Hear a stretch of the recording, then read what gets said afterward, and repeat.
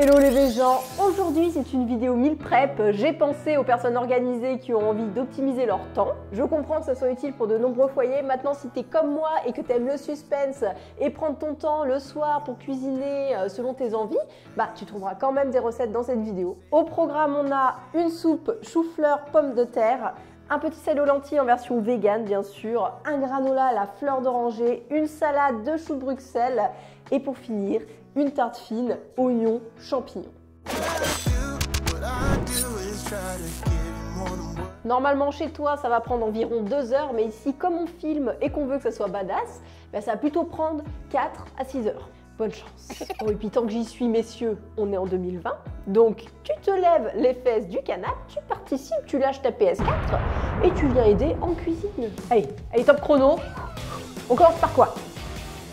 Première recette, c'est le petit salé aux lentilles. Donc pour ça, on va commencer par hacher l'oignon. Vous venez hacher ça finement pour que ça soit fondant. Allez, je réserve. J'ai mal aux yeux, les oignons cette fois-ci étaient un petit peu hardcore. Je viens éplucher les carottes et les couper en petits carrés. Je réserve à côté dans une autre assiette.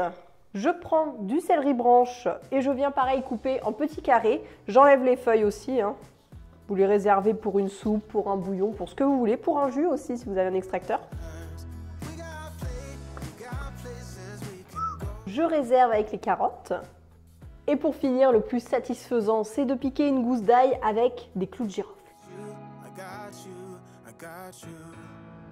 On allume le feu sur feu. Vous connaissez la chanson, de l'huile d'olive.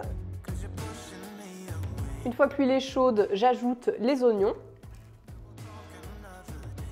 Après 7 minutes de cuisson, j'ajoute la petite gousse d'ail piquée, le céleri et les carottes. Et ça cuit pendant 5 minutes encore. Je mets le thym séché et 3 feuilles de laurier. Et pour que ça cuise un petit peu plus, je couvre et je continue pour 5 minutes. Maintenant, on ajoute les lentilles vertes que j'ai préalablement rincées. Et on ajoute de l'eau froide pour les lentilles. C'est important pour que les lentilles ne soient pas dures sous la dent. Pareil, on salera à la fin. Les légumineuses, d'une manière générale, on commence toujours avec de l'eau froide et on sale à la fin. On couvre et on laisse cuire pendant 15 minutes. Alors là, le granola, c'est très simple, il faudra tout mélanger, hein. Les flocons d'avoine, petits ou gros, ou sans gluten ou au riz, comme vous voulez. De l'eau de fleur d'oranger. De l'huile neutre, alors ici j'ai pris de l'huile de colza désodorisée, vous pouvez prendre celle que vous voulez, même si vous avez un peu plus de budget, pourquoi pas mettre un petit peu d'huile d'argan, ça se marie très bien avec la fleur d'oranger. Un sucre en liquide, ici c'est du sirop d'agave, mais vous pouvez prendre du sirop d'érable ou du sirop de coco. Et pour parfumer davantage, de la cannelle en poudre, on remue l'ensemble.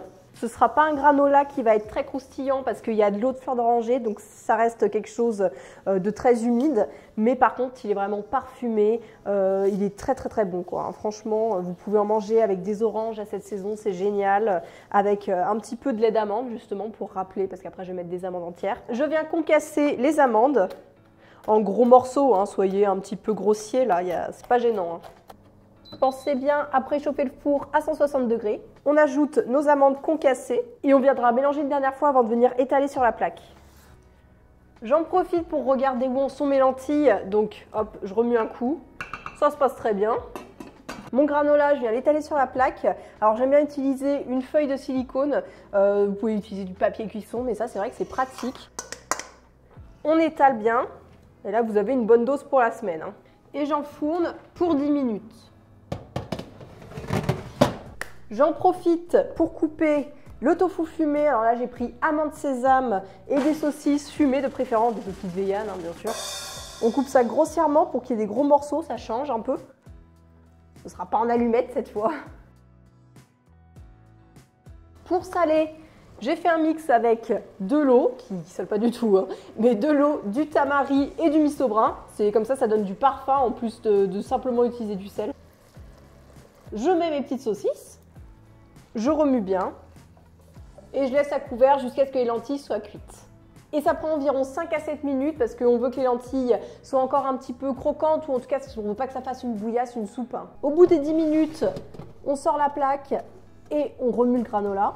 Enfin, on sort la plaque, vous pouvez la sortir, vous pouvez le faire vite fait comme ça. Et on enfourne à nouveau pendant 10 minutes. Une fois que nos lentilles sont cuites mais pas en purée, je poivre. Et là, maintenant, Je réserve dans mon petit récipient en verre, comme toutes les Instagrammeuses. Alors là, le truc, quand on va réserver, c'est d'enlever toutes les feuilles de laurier et surtout, l'ail piqué au clou de girofle, parce que ça, si vous tombez dessus, c'est une catastrophe. Hein. Et ça, c'est tout simple, c'est classique, quoi. Tout le monde aime en général, ça passe bien. Il reste du jus, hein, c'est normal, je l'ai bien hydraté, parce que ça, c'est pratique quand vous allez le faire chauffer pour éviter que ça accroche au fond. Quand il y a du liquide, ça se réchauffe quand même mieux. Notre granola est prêt, on va le sortir du four. Bon, vous ne faites pas comme moi, hein, vous ne cognez pas votre plaque sur le rebord. Donc là, le granola, ce qu'on fait, c'est qu'on le laisse complètement refroidir avant de le mettre dans un bocal en verre. On passe à la soupe chou-fleur, pommes de terre. Donc pour ça, on commence par hacher notre oignon. Pendant que je coupe l'oignon, j'en profite pour faire chauffer le feu. Parce qu'on va direct le lancer en cuisson. Je mets de l'huile d'olive. Bon, j'ai quand même voulu vous faire des recettes dans cette vidéo meal prep, hein, parce que vous montrer comment cuire du riz, des pâtes et couper des légumes à l'avance. Je pense que vous n'avez pas besoin de moi pour ça.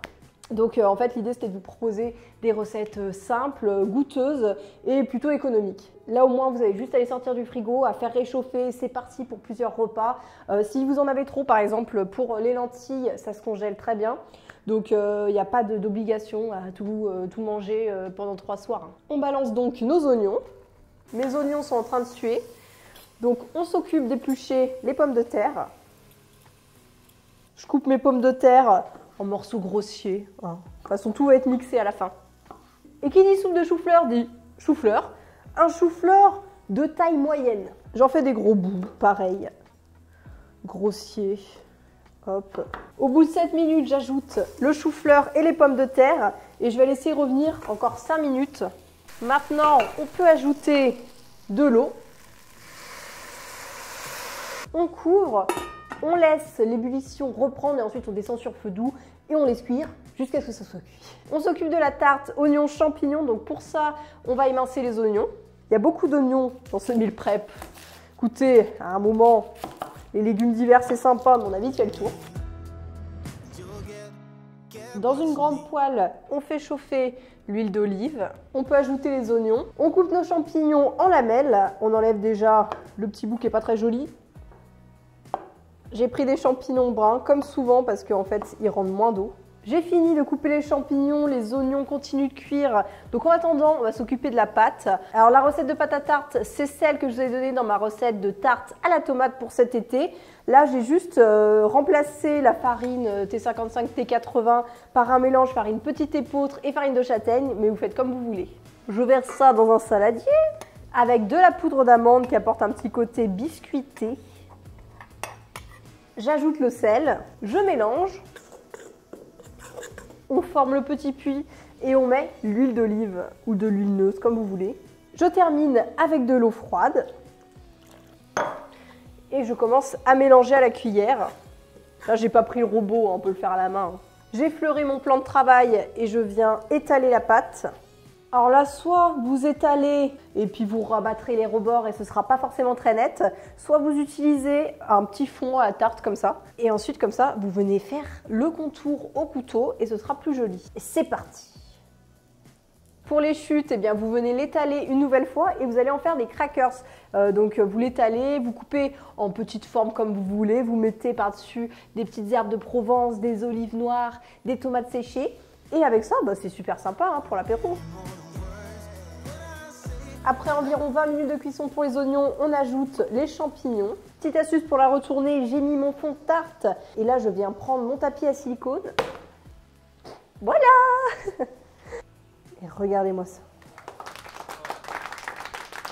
On prépare la base de notre tarte avec de la moutarde à l'ancienne et de la crème végétale.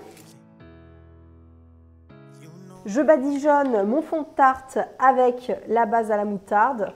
Juste à la fin, je mets une petite pincée de sel, mais vraiment légère parce qu'avec la moutarde, c'est déjà très salé. Je dispose mes légumes sur ma tarte.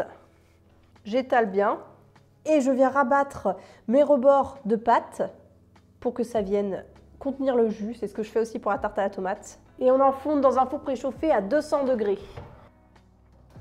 Et maintenant, spéciale dédicace à ma belle-sœur Laurence qui fait des salades crues diverses et variées qui sont toujours excellentes. Et elle m'a confié ce week-end qu'elle faisait une salade de chou-fleur cru coupée en lamelles très fines.